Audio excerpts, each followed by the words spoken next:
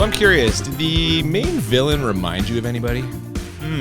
Rico. Did he remind me of anybody? Yeah, Armand Asante is the actor. Other than his brother in the movie Stallone, no. Oh, I've heard him referred to as the poor man's Al Pacino. A lot of okay. Yeah, I can see that. Could you imagine if Pacino was in this? Oh my God. Yeah, I would have been found guilty of enjoying this movie a lot more.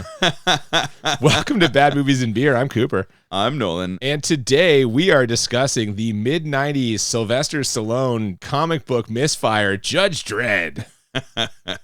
Another police movie for our friend Stallone here. Oh, I guess he's technically a policeman, right? It doesn't really seem like it. Plus, like, they have those other guys who are, like, just wearing armor, but they're not judges. Who the fuck are those guys? I kind of like they were police. They're kind of like the military, I guess. They do enforce shit for them, but we're going to find out that you are all of the roles here when you are a judge. Judge, jury, and executioner. Don't they say that? Yeah. They absolutely do several times.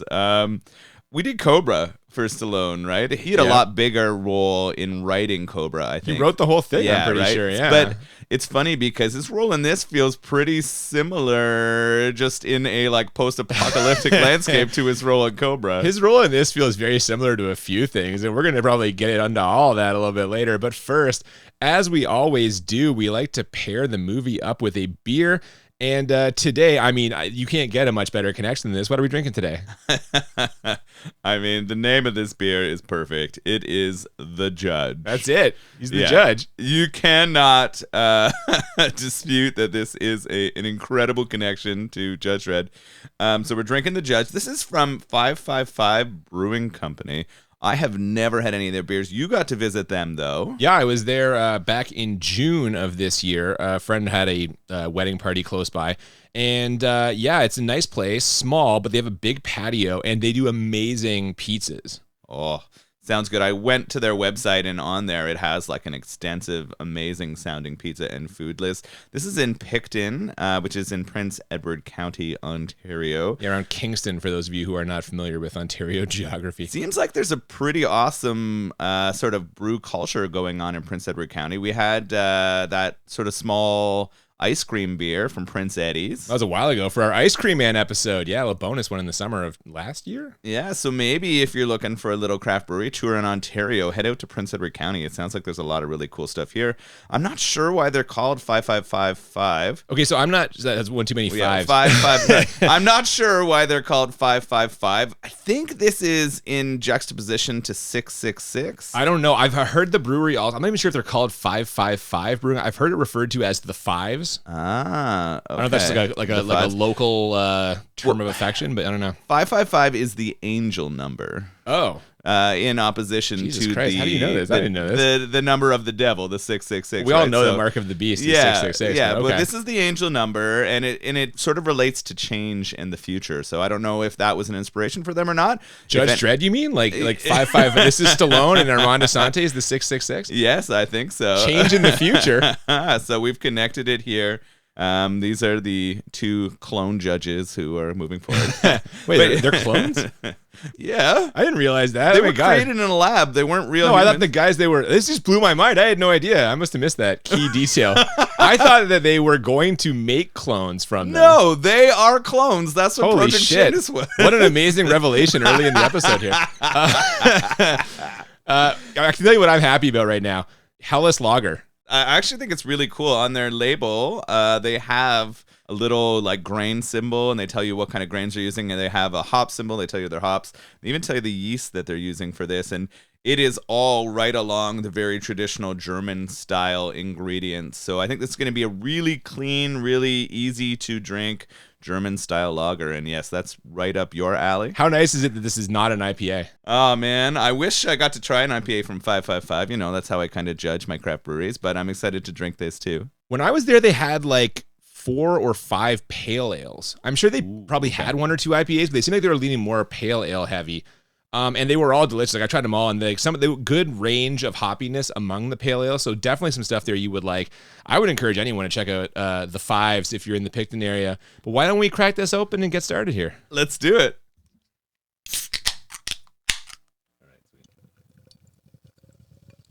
So we begin with some credits that show covers from the Judge Dredd comic books before one of those books opens and we get a pretty low budget page turning effect. But you know what wasn't low budget? The James Earl Jones voiceover we get telling us that in the third millennium, the world changed. Climate, nations, all were in upheaval. The earth transformed into a poisonous scorched desert known as the Cursed Earth. Millions of people crowded into a few megacities where roving bands of street savages created violence the justice system could not control. Law as we know it collapsed. From the decay rose a new order, a society ruled by a new elite force. A force with the power to dispense both justice and punishment. They were the police, jury, and executioner all in one. They were the judges. It's actually fucking James Earl Jones. Did you love that? I was curious when it popped up here. In my mind I was like, yeah, Cooper's nerding out for this. He enjoys this. I was like, why is Darth Vader narrating this shitty Stallone movie? No, it was good. I put his voiceover right up there with the Sean Connery Highlander one. Yeah, I thought and way above the fucking Lori Petty Tank Girl one. Oh, how dare you. Poor Lori Petty. So we are back again. I like that you brought Tank Girl back up. Here we are, another movie that is coming from a comic. Yeah, kind of. I'm pretty sure those pages turning were supposed to be like us entering the world of the comic book. Yeah. Felt a little heavy-handed to me. I don't know. I kind of liked it. Oh my God, no. We're doing it all over again. It pulled me in. Well, we see the world of the comic book in our next scene after some prisoners are returning to regular society after time served. One of them gets told where he'll be living by a snickering judge, then steps out into the world of the future to reveal its full mid-90s CG splendor. And I almost forgot to mention, but that citizen, inexplicably, is Rob Schneider? Did you know he was in this? Not until his name came on the screen. I thought it was kind of funny. We're going to talk about and debate this. At this point, he's not hurting it for me. At this point, yeah. It may go a little long. At the same time as they're sort of revealing New York City is where, did you mention that already? I did not, but that's correct. They are in New York. They're in New York City. We've got the Statue of Liberty in the middle of this weird post-apocalyptic high-rise. They do mention that it got moved. They moved it, yeah. So I was confused why it was there. I didn't know if maybe they had like built around the island or not. But so we've got this post-apocalyptic future. We get some incredible music here, though. Very orchestral. We got Alan Silvestri doing the like full soundtrack, and I am excited about that. He of the Back to the Future movies, right? Yes, yeah. Like very, very infamous like composer. Infamous? Very, very famous composer. I was going to say, what the fuck did Alan Silvestri do? Oh, he's touched some people. Noted philanderer Alan Silvestri. We apologize to the estate of Alan Silvestri. Debbie's dad. Yeah, I don't know. He could still be alive. Oh, God. But tremendous music maker for movies. Yeah. So that's bringing a lot of like grandness to this sort of intro to the New York City skyline. They try and make it grand too. Like I mentioned the mid-90s CG, like it's not terrible. And as I understand it, they sort of like they built a lot of sets and sort of CG'd kind of around the sets. So it doesn't look real, but they're doing a good job of conveying the scope of it, I feel. Yeah, and it did feel, for going back to something that was made in the 90s and comparing it to more recent like attempts to build this kind of city, it felt on par in a way with many of those other movies we've watched that have created the future. It felt like something that was believable and could be created, and maybe that's because they built those real sets. Yeah, maybe. Schneider quickly finds out that the place he's living, Heavenly Haven it's called, is anything but. These prisoners, or I guess I should say former prisoners, are basically being tossed into the slums where there is literally a riot in progress. Rob Schneider offers a refreshing perspective when he steps out of the transport ship and sees this, though. It's better than prison. He's not wrong.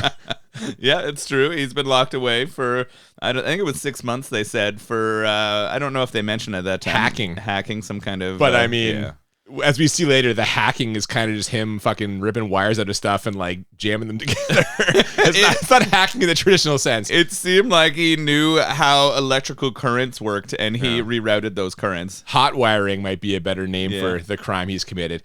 Now, he says it's better than prison, but he might be whistling a different tune when he enters his new apartment to find 5 guys with guns there.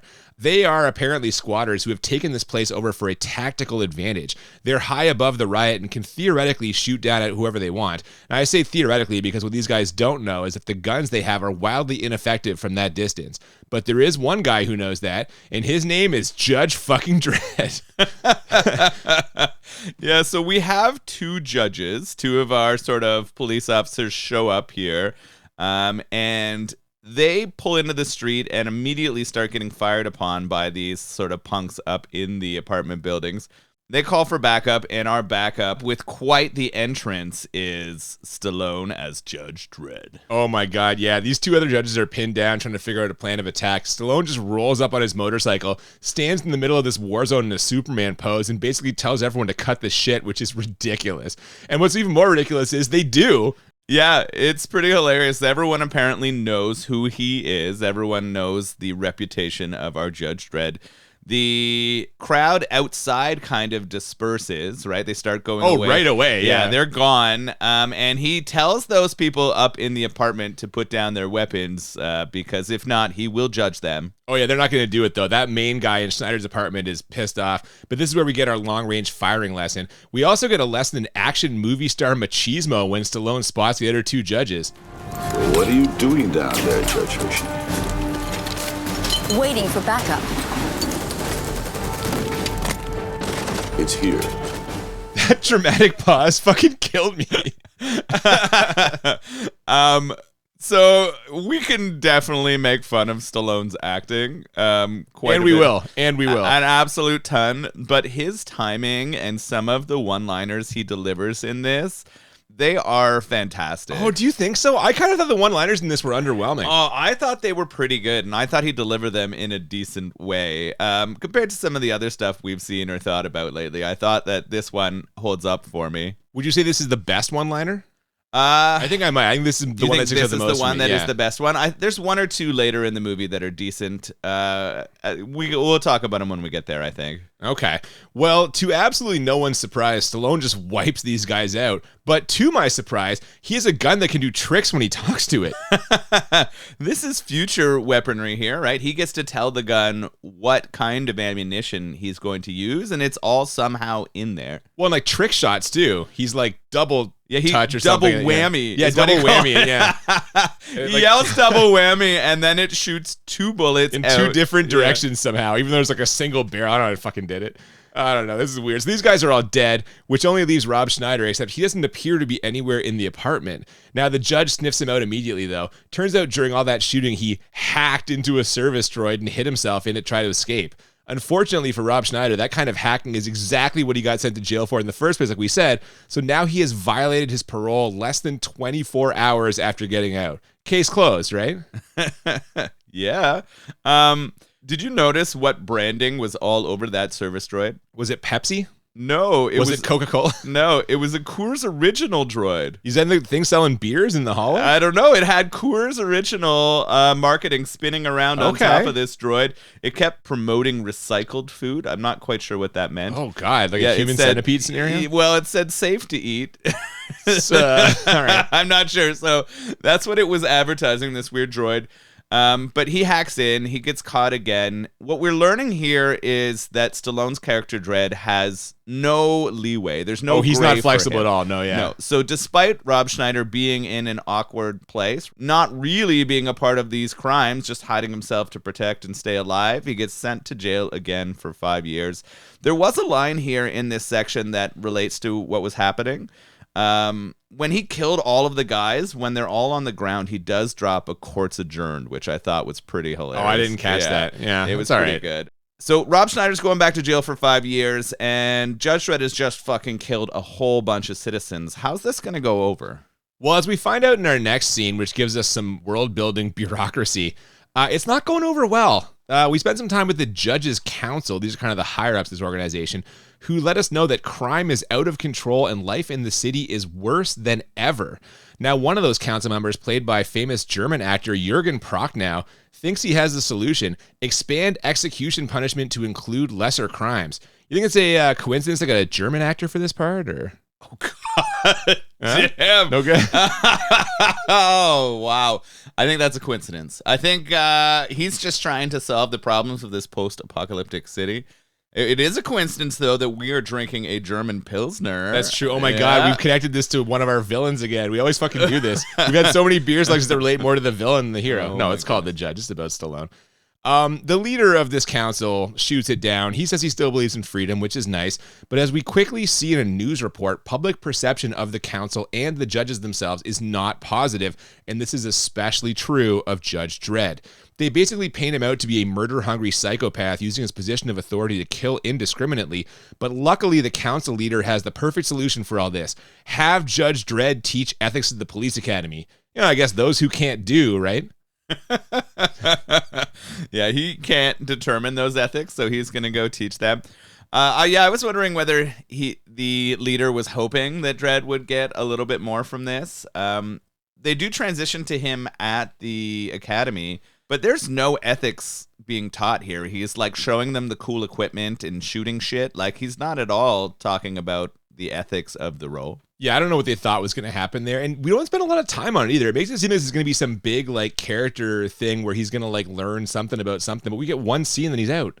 Yeah, I don't know if they're trying to show us that Judge is kind of always in the good books of the leader of the council. He mentions like he was his protege and like, yeah. So I think what they're really trying to show us is that to that guy, Dredd can do no wrong, right? And maybe that's what they're showing us, that he's not willing to like punish Dredd for these things. Well, I'll tell you who can do wrong. It's our big bad, Armand Assante, playing the role of disgraced former judge named Rico.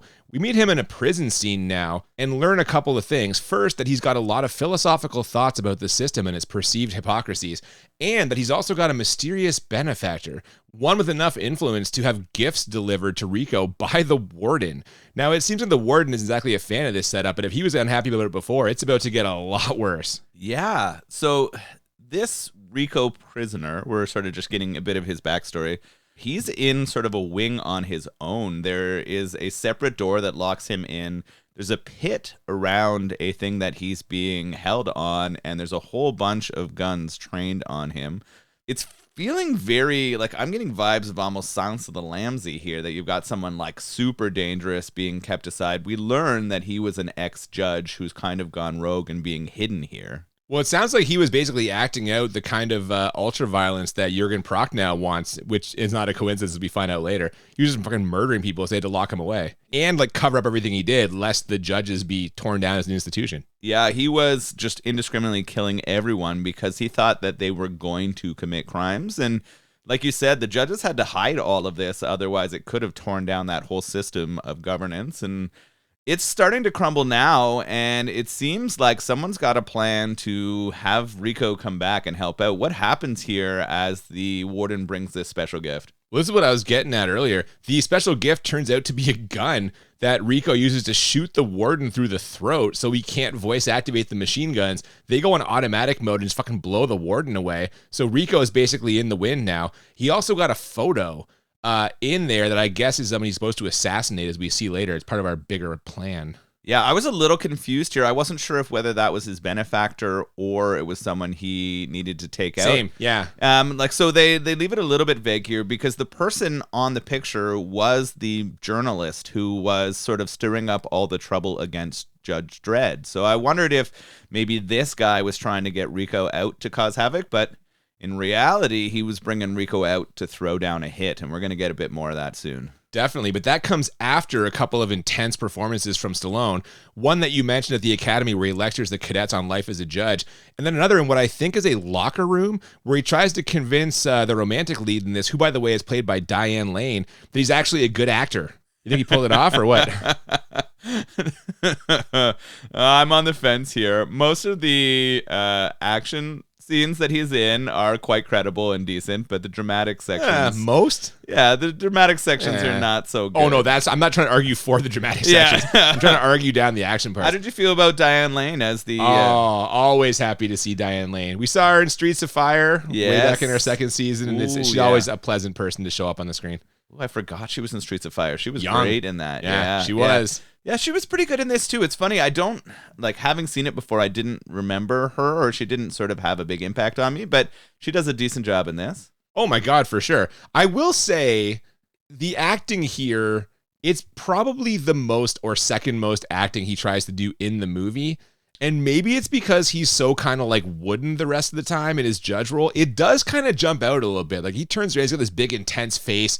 Also, I don't know if they're making his eyes like more blue. I've never seen Stallone's eyes be this blue, but I don't even have blue eyes in real life, but he fucking like they're popping and he's doing some stuff and it's kind of working almost. I actually wrote down the eyes too. He doesn't have blue eyes in real life. He doesn't. Okay, I didn't think so. So he has brown eyes. I went and looked up pictures of him. I paused it because they are so intense here. Yeah. And I wondered why they had done this, but I think it was to demonstrate that he was genetically created. If you look at Rico, I missed this whole subplot. If you look at Rico has the same eyes. So they've also, also put the same like really bright blue eyes on the other character too. Okay. And I think they're trying to, through that makeup choice, like communicate that stuff to you. Okay. Well, while Judge Dredd is busy trying to simultaneously keep Diane Lane at a distance and deliver emotional bits of backstory, we see Rico successfully escape jail by posing as a dead body before killing like an orderly or something, and then retrieving his old judge gun from a pawn shop, which he immediately uses to kill the pawn shop owner. But we also get a bit of insight into the way the judge's weaponry works in this exchange. Hey, wait a second. Don't touch it. What is that? Well, it's a lawgiver. That's programmed to only recognize a judge's hand. You touch that, it'll take your arm off. Gee, how do you like that? I must be a judge. Pretty standard action movie villain stuff here, huh? Yeah, it's definitely very paint by numbers action movie material. He takes out that pawn shop owner who had all of Rico's old stuff for him. You also find this big robot. Yeah. It kind of reminds me of old Terminator-esque robots. Bigger, though. It's bigger than those. Very large. Yeah, like this very large, menacing military robot that Rico knows how to turn back on and get to follow his instructions. Yeah, it's not connected to kind of the central mainframe, which is a key thing that comes up later. So armed with his voice command gun and his giant robot bodyguard, Rico sets off on his mission, which we get a sense of in the next scene. This is where we find out that the picture packed in with the gun he used to kill the warden was this reporter who is highly critical of the judges. Now, this reporter is at home going over his next commentary when the door bursts open and a guy walks in looking a lot like Dredd to blow the reporter away. But that can't be the real Dredd, right? He's on the streets blowing up cars, just minding his own business. I like that you brought up some explosions here because it's a problem for me, and we're going to talk about it. Well, hang on. He shoots a grenade at the car. You get mad when people shoot a car with like a couple of bullets and it blows up. He says grenade, and his fucking voice gun shoots a grenade at it. A grenade could blow up a car. That makes sense, but there are so many things that explode in this movie. Basically, every chase scene has everything explode other than the vehicle that our hero's on. And it's a lot. It kind of feels Star Wars-y to me, actually, in inspiration and the way that a lot of the chase scene happens later in here. Yeah. And we're going to talk about that. The one thing I missed saying about his dramatic pose that I want to go back to is this is the second or third time we get him dropping the... Supermaning it? Well, yes, but also get the I am the law. I am the law. I am the law. I am the law. Michael Tucker is my boy. That's what this reminded me of. We might need to actually put it on our soundboard. I am the law. So he drops so many of those in here, and he loves it. Like, you can tell he's all in on calling himself the law. Yeah. I looked it up after this scene because I was curious. He's been in 12 police-related movies. Is that all? I would have guessed more. I know, but that's still a ton. He loves this shit. Yeah. Stallone is eating this up. He sure is. And he's going to have a chance to flex his muscles a little bit here in a second because apparently 1/3 of the way through this movie, we shift to a courtroom drama as Judge Dredd must stand trial for the crime of murder. He chooses Diane Lane to represent him because I guess once he opened up to her a tiny bit in that locker room, the gate is just wide open. But despite her best efforts, he is swiftly found guilty. Yeah, she does a good job here of getting a video recording that is like really grainy and doesn't really show who it is. She gets that tossed out rather quickly, but to her surprise, she finds out that those guns, whenever they're shot, those special like talk into them guns also take a piece of your DNA every time you fire and put it on the bullet. Yeah. So they were very quickly able to connect our Judge Dredd DNA to the bullets that take down that journalist. So He's guilty. What's going to happen? What is the punishment for a judge murdering an innocent person? We find out, but first we get his reaction to the verdict. He does not exactly handle this well, at least not at first. He starts shouting out in the courtroom. It's a lie! The evidence has been falsified! It's impossible! I never broke the law! I am the law! Again, right? He is the law. Maybe this does not exactly help his case, but his mentor, the head of the judges' council, takes it even worse than Stallone does. He announces his retirement, which apparently means he has to wander the desert as some sort of nomadic law missionary. This was so weird. This is all a pretty grand plan by one of the other main judges. We mentioned him before. It's Jürgen Prochnow. There's no surprise. Yeah, of course. The German guy is evil. The Shocker. German judge is evil. So he has made this plan so that he knows the main judge is going to save Dredd's life. The only way to save someone's life is apparently when the main judge retires and heads off into the desert alone, like you said, they get one last wish that will be fulfilled. So his wish is that Dredd is not put to death. So he saves Dredd's life, but he has to give up his spot as the leader of the judge council, and he heads off, like you said, with a shotgun alone in the desert. And the book of law to bring law to the heathens, or I don't know. That are it's left very out. religious, kind of like missionary overtone. Is weird. They don't talk a ton about it, but basically civilization is in like 3 or 4 cities. Yeah, it's the cursed earth. Everyone Yeah. else is in some desert wasteland. So he's out in that desert wasteland now. He's going to go bring righteousness to the people of that.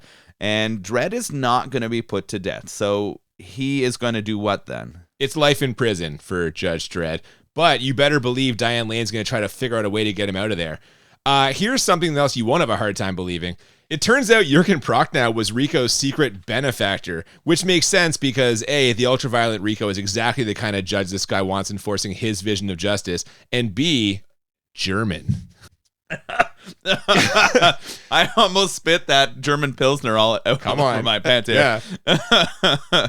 Do you think the creators of this had a bit of a secret agenda here? I don't know if it's a secret. I don't think them casting a German actor was an accident. This is all I'm saying. Really? I really think. You think in the 90s we're still leading that hard? Still, Yeah. the Germans are the easiest movie villains in the history of movies. So much of the generation of people now don't have that same sense memory, but I guess. I mean, I just think, I don't know. I just think there's something there. Call me crazy. We get a nice reunion in our next scene as Stallone boards the prisoner transport and just happens to be seated next to Rob Schneider. Schneider drops some truth bombs on him about how the law sometimes maybe gets things wrong. But before we can see how this will set in with the judge, a couple of prisoners try to knife him for revenge right at the same moment that a group of cannibalistic scavengers called the Angel Gang shoot the transport down for fresh meat and spare parts. But despite both of these extremely life-threatening situations occurring at the exact same time, Judge Dredd and Rob Schneider, of course, survive. Movies! I actually quite enjoyed Rob Schneider in this section. Now I've almost made you spill your beer. No, I almost spit a drink out. Jesus. All right, fair enough, man. So I think when he is laying on the look how justice isn't always correct, right? I like this speech he's giving him is pretty funny, and he makes Stallone sort of like eat his own words here. Yeah, that's fair. I mean, he's not wrong about any of this, and he does kind of talk Stallone around to the truth, but yeah. And I actually thought Stallone did a decent job in responding to him. So like I said, Rob Schneider at this point is not killing me. I'm actually enjoying his inclusion. I know that they're trying to bring a little bit of levity, I guess, to the section while you bring in like your goofball comedian. He's the comic relief, guaranteed. Yeah, and I know that that's pretty formulaic, but it's working for me here. But like you said, the two of them, of course, survive. Pretty much everyone else on that whole fucking thing dies. There's a couple people who are alive. We do get a shot of what our German judge. He is giving instructions for them to find no survivors. So we get some like military style judge. They're not actually judges, but they look like judges. We kind of described them before. Those like soldier. Yeah. I think we called hunters at one point. I'm not sure. Yeah, they wipe out anyone who was left alive on this prison transport ship. And then we transition to seeing Stallone and Schneider. Although they're alive, they're not in a great position, are they? No, the good news is they survive, but then it's bad news for everyone else in the next few scenes. As you mentioned, Jürgen Prochnow is very disappointed to find out that Dredd's body was not among those in the crash transport. Meanwhile, back at home, Diane Lane tries to analyze a picture of Rico and gets her terminal disconnected, metaphorically at least for now. And then we go to Dredd and Rob Schneider, captured by that gang I mentioned a second ago. Just as he kind of talked Stallone around in the previous scene, it seems like Rob Schneider might have talked his way out of danger, but he doesn't know about the whole cannibal thing. And his reaction when he finds out is actually kind of funny. No, wait. You can't eat me. I've got eczema. I've got warts. I've had gonorrhea. Eat Dredd. He works out. I like that. That was kind of funny. Yeah, so the Rob Schneider character is saying whatever he needs to try to survive. When he gets cut down, like you said, he finds out that these religious zealots, the Angel family, I think they're described as, are also cannibals. This family is interesting. The leader I recognize, the actor, his face... Walking Dead? Ah, yes. He's the old guy on Walking Dead. Yes, yeah. so He's that's been other stuff too. Yeah, but that's where I would recognize him from. And then he's got 3 sons. One is like a cyborg. Well, he's like a scientist, right? Doesn't he mention like modifying his boys or whatever? Yeah, he's had to make changes or modify his boys to help survive out in the waste. So this group obviously doing whatever they can to survive. Pretty malicious, pretty dangerous. They show Rob Schneider getting cut down, and then we see a scene of them roasting a human. We've got that like imagery of a human roasting. So at least Rob's saved for now until there's room on the spit for one more. That's true, but of course, you know Judge Dredd's going to get loose and kill them all, which he does. We get a little 3-for-1 in this scene. Character development, emotional drama, and backstory, as some kind of droid or soldier or something has the judge at gunpoint after he destroys the cannibals, when all of a sudden a shadowy figure emerges and saves him. It's his old mentor, who just as suddenly gets stabbed through the heart and dies, but not before revealing that Rico is actually Judge Dredd's long-lost brother, which explains the whole DNA bullets thing. And I have to say, they are packing a ton into these few minutes. Yeah, this whole section does pull off a whole lot. We get well, I don't know if it pulls it off, but they put a lot in there. It's like bang, bang, bang, stuff's happening. That's fair. It's moving quickly. I'm not hating that the story's getting moved along. This is where Judge Dredd learns about the Janus Project. His mentor tells him that he and Rico were created in a lab, actually from his DNA. So he was actually their dad, I guess. The old for justice. lack of a better term. Yeah. They used his DNA and other judges' DNA to try to create the right soldier. Turns out that Dredd turned out perfect, but his brother had a malfunction when they created him, and instead of being the perfect judge, he became the perfect criminal. I missed the whole cloning DNA part of that exchange. I don't know. That sailed right past me. You just lost it as they were going through all this? Yeah. They mentioned Janus so many times, I had to figure out what it meant. I was like, I need to know what this project is. Well, they mentioned it later for sure, but right now, Judge Dredd knows what's up, and it's time to find Rico, which won't be hard to do because he is out there just murdering judges like it's his job, which I guess it is, since this is all a big plan to fast-track more genetically engineered test tube judges. One's Jurgen Prochnow can essentially program to take no prisoners. Rico also picks up a piece of arm candy here, which kind of seems unnecessary, but to be clear, I am not complaining. You enjoy that he's found some arm candy to help him out? Like, we're 2/3 of the way through this movie. I'm like, why are they adding her to this? And you find out why later, but at the time, I was like, what an odd choice. I just made a connection to the German judge and engineering the super soldiers. See? Jesus. See? What about the arm candy were you most excited about? This is a nice looking lady. Don't put me in the spot like that. So the race is on in our next couple of scenes. Jurgen Prochnow races to convince the council to launch Project Janus, while Judge Dredd and Rob Schneider try to race through an exhaust shaft before they get incinerated by a giant wall of fire. And if I'm being honest, neither thing goes particularly well. I mean, I guess they do get back into the city, so maybe I was being too harsh on Dredd's plan. But Prochnow can't convince the council, so he has Rico murder them all, which they also pin on Dredd. So Stallone and Schneider now have to jump on a hover bike, which launches us into a good old-fashioned chase scene. And I'm curious here, what did you think was more glaringly obvious in the sequence? The green screen they used for the background or Rob Schneider's attempts at comedy? Rob Schneider's attempts at comedy. Fuck, he's manic. I'm done. I'm so cranked up in the sequence. He loses me at the conversation at the flaming shaft.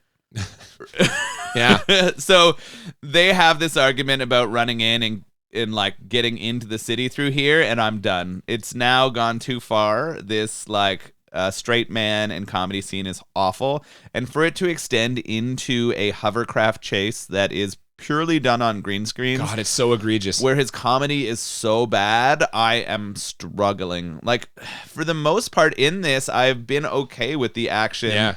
You've been on Team Schneider up until now. This section loses me completely. There's also a funny science point in here when they talk about getting the Janus Project up again. It took a while to grow Rico and Dredd in their things. It's only 8 hours to make judges now, apparently. Well, advances in technology, you know? Yeah, so I thought that was kind of funny. So they start making some judges here while this chase is going on. Yeah, now, of course, Dredd and Rob Schneider get away, and they quickly start to formulate a plan. Meanwhile, we see that Rico's plan is going swimmingly as he's taking control of Project Janus and is going to use his own DNA for the crop of new judges. Now, Jurgen Prochnow did not know about that, and he is not okay with it. So Rico has his robot bodyguard rip his arms and legs off, but they don't show it. Boo, whoever directed this. Boo. Come on, Danny Cannon. Yeah, that is true. That is a bit of a weak point. I wonder if they did try and it looked so bad that they had to cut that section. But that's what at this point, that's what I want. I want just some ridiculous, silly, like, these are like a laugh out loud effect. Great for the podcast, bad for viewing experience, possibly. Like, they're trying to do this seriously. They're not trying to make this a bad movies and beer movie. It's getting a little dark here. Rico is now using his own DNA to make all these clones. Yeah, I just said that. Yeah, I know, but now it means we're getting super criminals. We are now getting a whole bunch of super criminal judges, not the ones that we're going to clean up the streets. So we're actually going to be getting anarchy, which is what Rico wants if this all comes to fruition. But luckily for the future of the world, Judge Dredd and Rob Schneider have both survived. Yeah, and now it's time to infiltrate the Janus lab, which is in the Statue of Liberty for some reason. And they're going to try and stop Rico. Stallone and Diane Lane are fully prepared to do it without Rob Schneider, but he does a pretty good job of arguing his case. You'll need me to shut down the Janus system. We're a team. Granted, you do most of the work, but we're still a team. I'll handle it, kid. I bring you luck. Luck. You are still alive, Dredd.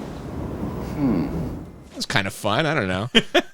Now, I can only assume that the place they're breaking into is literally next door to Dredd's apartment because they managed to get one door away from Rico in like 30 seconds. Yeah, this transition's really, really fast. There's no security getting into this Project Janus. Maybe because it's hidden in the basement of the Statue of Liberty that they assume everything is fine. I don't know. Aren't they in the top of the Statue of Liberty? Because once they start fighting, all of a sudden we're like outside. And they do end up there. I don't know if, maybe they're in the top. They do end up having a battle in the head of the Statue of Liberty. That is true. Either way, this all happens just way too quickly. They're talking about it and they're fucking there. And just as quickly, they're captured by Rico after his robot bodyguard shoots Rob Schneider in the gut and threatens to break Diane Lane's neck. So much for that whole Schneider luck thing, huh? Yeah, this is over rather quickly. There wasn't much of a battle here. We're about to get a ton of exposition and then a whole bunch of shouting. Oh my God, yeah, it's Bond villain monologue time now, as the poor man's Al Pacino reveals his children to Dredd. They kind of look like the White Walkers from Game of Thrones, but apparently they're going to help Rico take over the world, or what's left of it anyway. And he offers Dredd the chance to rule by his side as not just brothers, but gods. Stallone turns him down, though, because I guess in his mind, even gods aren't above the law. No, there's no way. He is the perfect judge specimen. He's been created to be so, and he is not going to go along with his brother, in air quotes. I mean, he is a test tube brother, I guess. So he's going to try to shut it down. We're about to get a cat fight and a brother fight. Yeah, so Rico tries to have his robot bodyguard kill Stallone, but Rob Schneider, who is, in his own words, technically still alive, hacks it by pulling out a bunch of wires and, like I mentioned before, jamming them all together. So Rico's going to have to get his own hands dirty here, and this is where I finally realized why he's got that girl with him. It's so Diane Lane has someone to fight while Dredd and Rico were squaring off. Exactly. That's it. That's the whole reason she's here. Yeah, exactly. They inserted her into there because someone needed to fight Diane Lane. Yeah. Well, no, Diane Lane needed to fight someone. Yeah. You can't be like, She can't be standing there cheering on Dredd in the fucking corner. No, she needed to kick ass too. So we've got two fights going on here. Diane Lane versus Rico's scientist friend. And now we got Dredd versus Rico, the big battle, really. Oh, it's the big battle for sure, because Lane absolutely clowns his lady friends. That's not much of anything. But Dredd actually seems to have his hands full with Rico, who, in between scoring some big hits on Stallone, tells him, I'm the only one that ever liked you. I'll be the judge of that. But despite his bravado and vaguely clever wordplay, Dredd ends up dangling off the side of the Statue of Liberty, where Rico sentences him to death. And at this point, there's only one thing that's going to stop him from killing Judge Dredd. Bad timing.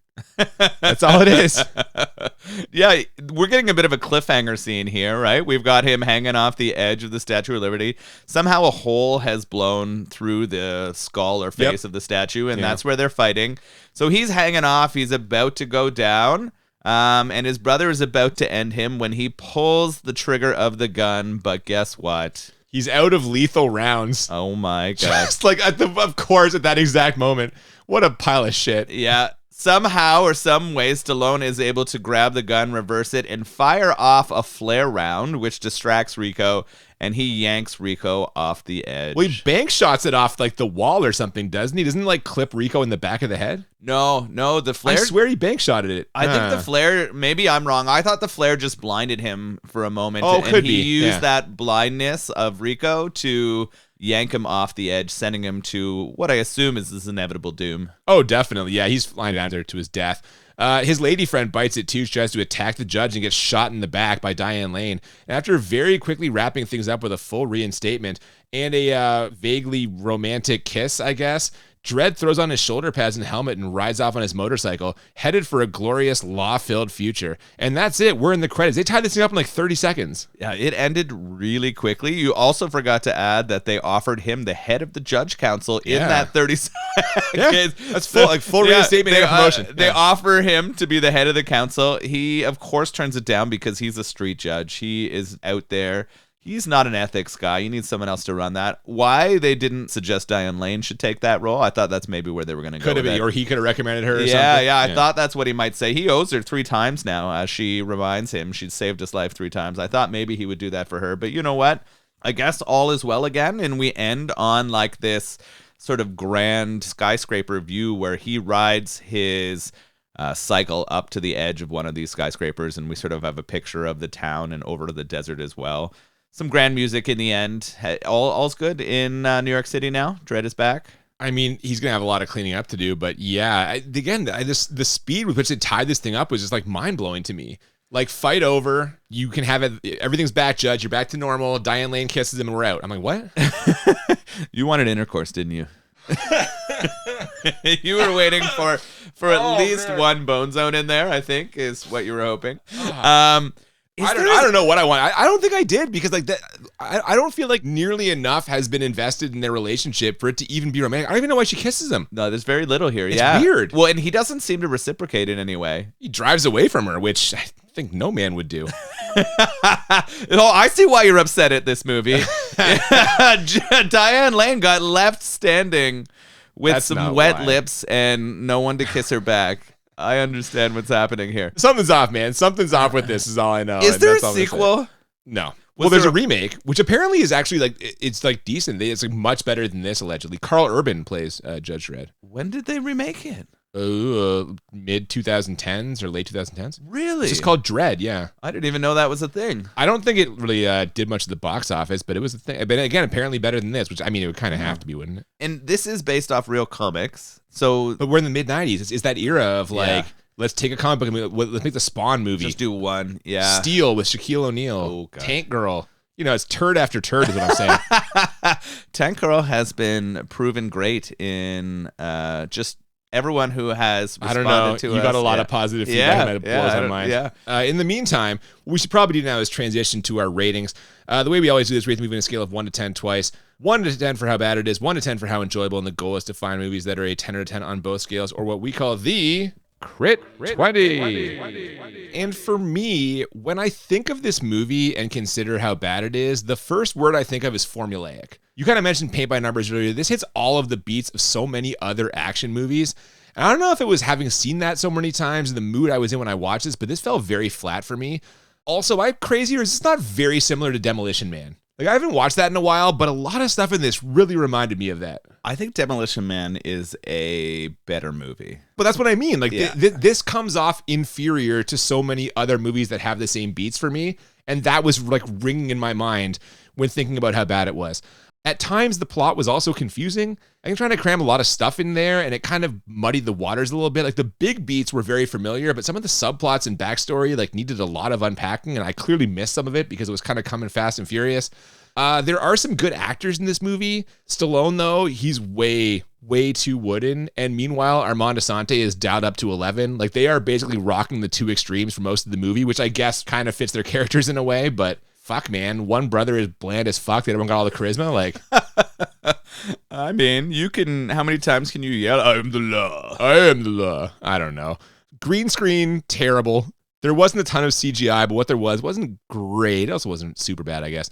But some pretty good practical effects here with the bodyguard robot and the cannibal clan. And I thought the sets were pretty good too. So that'll be enough to keep it under a 10 for me. That combined with a couple of decent action pieces, I'm only going to give this an 8 bad. What about you? So it's hilarious because the second thing I have written down here is formulaic. I was on the same pace there. I thought, despite there being good actors, there wasn't a lot of material where they could shine. Right? Diane Lane has nothing to do with this. Diane Lane is pretty much nothing, so she doesn't get a lot there. I found the green screen problematic, like you said. It's too bad that happened near the end and not near the start, because it really took away from some of that action sequence. It's just stuff so for me. glaring. I thought that the comedy went on too long or was overdone. I think Rob Schneider should have just eaten it. Like, just died earlier and it would have been better, right? Like, if that character just got taken out, like, he had his role, he got to play the irony of, like, going to jail with him and then was gone. I think that would have been better. I thought actually the action or fight sequences were kind of inconsequential. Like, they didn't have enough to them for how fast this felt like it moved, and a lot happened and a lot of the story got moved through. I didn't find them to be memorable. And there was just way too many explosions. Just in general, I found that the explosions were there. But there was some money put into this. Yep. I liked a lot of the set building, like you said. I loved the music and sound. Worked and fit in perfectly. Editing was good. I had this as a 7 bad. So okay, was so we're one pretty less close. than you, but yeah. But how enjoyable did you find on a scale of 1 to 10? So we're going to those things I really liked: the music, the setting. I actually really quite liked the one-liners. I thought they were pretty good. I didn't really. I thought they were fine for me. I thought Stallone pulled those off. I thought they happened at the right time. I thought they were all kind of like comedically judge or law or crime related. I thought the pace was good. Maybe a little fast, if anything. We might like push through stuff, but I like that the movie was over when it was. The storyline of the two like creative brothers was fine. I had this as an 8 enjoyable. I didn't dislike watching it. Wow. Okay, we're gonna be a little different here. You said this went by fast. This to me, it was only 90 minutes, but it was a long 90 minutes. I don't know if it's because they tried to fit so much in there, but there were parts of this where I'm just like, Jesus Christ, like it's dragging. I'm like, how much shit do I have to remember? Like, it seemed like they were just, dwelling too long on some stuff and kind of rushing through others. It was weird, but like it felt long for me.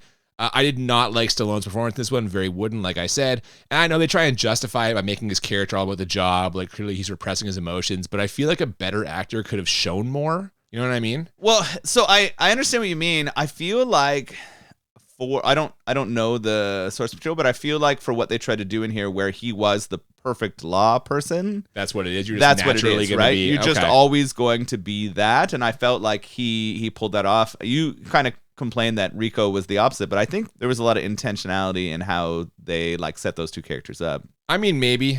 Speaking of character intentionality, I like Rob Schneider, but this character was annoying as fuck. Like, he's the comic relief, but he brought very little comedy here for me. A couple of lines that I already mentioned, but like overall, I'm like, dude, by the end, when he finally got shot, I was like, fucking finally. Would you have been fine if he died earlier? Yes. Yeah, you would have been on. So if like the Angel family ate him and then we went out, that would have been a good time. Yeah, that could have been, depending on how they did it, maybe. Yeah. I mentioned Diane Lane not having a lot to do here. As a romantic interest, it did not feel believable to me. Like I said, that kiss at the end kind of comes out of nowhere. There were a couple of action pieces I liked, but a lot of it was kind of bland. Like, you said it as like forgettable, and I think that's correct. That green screen was awful, and I also, in my mind, there weren't any truly great one-liners. So overall, I only had this as a 5 enjoyable. But if I'm being honest, without Diane Lane, I think I'd be like a 3 or 4 on this. Holy shit. Yeah, she got me up to neutral, is where we are. So half chub. That's right. Yeah, exactly. No, I don't know, man. I thought this was like not very fun, and I will almost certainly not watch this again. That's interesting. I didn't dislike watching it again. It maybe Again? Oh, yeah, you've already seen it. Yeah, like I've seen it a few times. This Tank Girl and the Total Recall remake with Colin Farrell is your fucking apparently action movie holy trinity. Is that what? Well, I wouldn't call those my holy trinity, but apparently I am up for that style of movie. Right? It's just that post-apocalyptic, shitty movies. Whatever. Yeah. Hey, they gave me what I needed. Of course, having a nonsensical Diane Lane sex scene at the end would have improved that for all of us. But no, but I would have been mad because it would have been nonsensical. I'd have been like, why is this happening? Would it have increased or decreased your enjoyability? I think honestly decreased because I want to see Stallone fucking grunting and What if it was I am the law. What if it was Rob Schneider? Oh my God, that'd be a million times worse. Jesus Christ. So overall, I don't know. I'm glad that you enjoyed this, seeing it for the fucking 8th time or whatever. But I don't know, man. It didn't really do it for me. There's so many better Stallone movies out there. I would rather watch Cobra all day than watch this. That's way more my wheelhouse. Really? Yes. Oh, I think I would rather watch Judge Dredd than Cobra. Oh no! All right. Well, that's fine. Yeah. You're entitled to your opinion, and we don't always agree, and that's the way it goes. I think it's the post-apocalyptic science fiction side for me that I enjoy over the real lawmaking, because for me, I can let go of reality while watching it in this, where Cobra should feel real to me, and it is such a fucking disaster fest, right? Real. Yeah. I'll tell you what was not a disaster fest. This beer. Oh no, delicious. Fuck, man. I blew through this in no time. This was so tasty.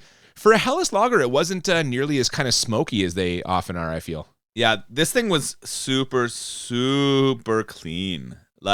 It that's the felt best way to describe it, yeah. It would have met all of those German purity laws, right? German-style beers, they have very, very strict laws in Germany about their styles of beer, and they have to fulfill those kind of things. That's why they always come out so clear and clean and easy to drink, and that's what this is trying to do, and they do it really well, or the Fives Brewery. So I really, really enjoyed this. If I get to take a trip out that way, I would love to stop off and try some other beers from them. Definitely worth it. I think I tried about 9 or 10 of their beers, and I really enjoyed most of them. There were a couple of pale ales that were a little too hoppy, but everything else was very tasty.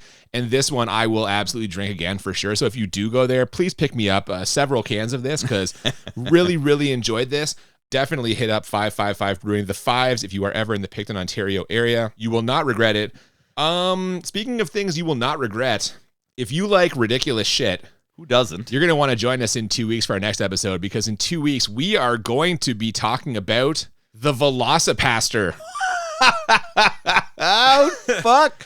Ooh, this one has been on the docket, I think, since season 1. We've had lots of people kind of suggest this as a possible movie. Yeah, when we said we were doing this podcast, we were like, are you going to do the Velocipaster? We're like, what the fuck are you talking about? Apparently, this is a movie about a priest who becomes a dinosaur or has the powers of a dinosaur and fights crime. I haven't seen it, but I think you're right. It's around that where the priest or pastor gets the powers of a raptor and gonna use that for God's glory. I think he fights ninjas. I haven't seen this either, but I'm very excited to see this. So it's gonna be thoroughly ridiculous. We hope you'll join us for that.